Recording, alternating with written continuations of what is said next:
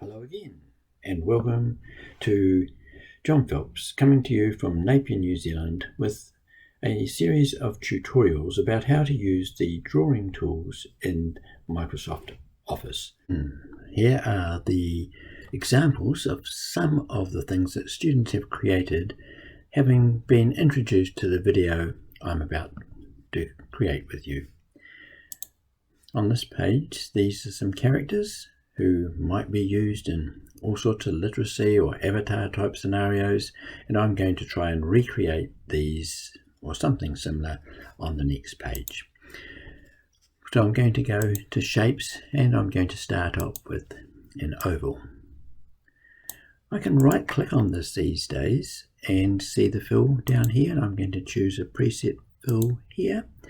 And what is quite interesting is that now in the latest version of Office, we don't see it from here, but if I go up to shape format and I click on the outline, we can see a sketched option. And if we click on this, it just takes some of the sharpness off the shapes, and it might not be quite such an oval. I'm now going to make some eyes. The eyes are really important for giving personality to your characters, so I'm just going to choose the oval again and start off here and play around with a little bit of color. I'm just going to go to a pale gray here, and I'm going to duplicate with Control D, shrink this slightly. You can have all sorts of variations on what this looks like, and I'm going to make this white.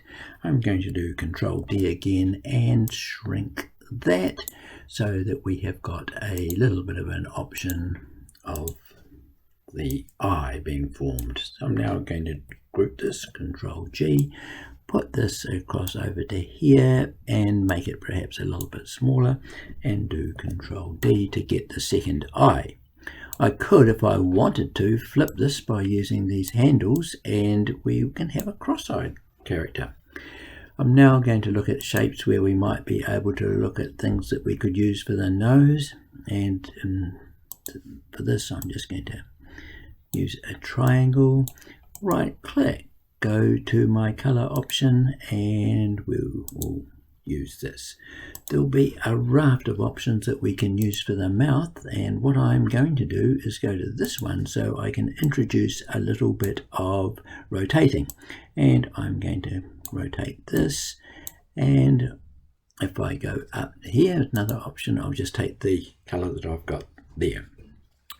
I will go to a little bit of more facial work here and put in some ears, and I think I will use this and just flip this around, play around with that a little bit, and yep, that I think that will do.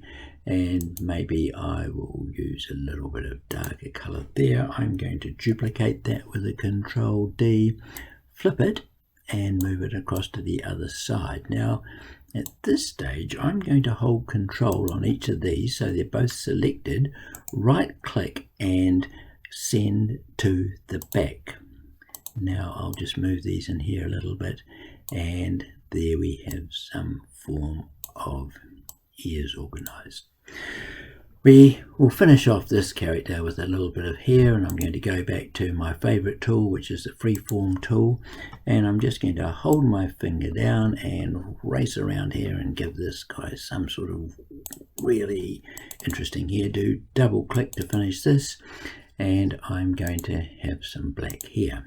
Ooh, what we'll have to do here is right click and send that to the back. I'm going to just race around these guys now and Control C to copy them and paste them over here and move all of these across. And what I want to do this time is do a slightly different hairdo. So I'm going to go to shapes and I'm going to click on my freeform tool, and this guy might be a little bit of a punk rocker, and so he's got a little bit of a hairdo that looks like that, and we'll make that black. Do Control D and flip, and this time we won't put that to the back, but here we've got a completely different look from our same basic shapes. This guy though is not all that happy, so what we can do is just play around with this a little bit, and oh, And that is enough to get started. Now, if I just flick back to here, every one of these characters has been created just from a tutorial exactly or very similar to what I've just done in the last few minutes.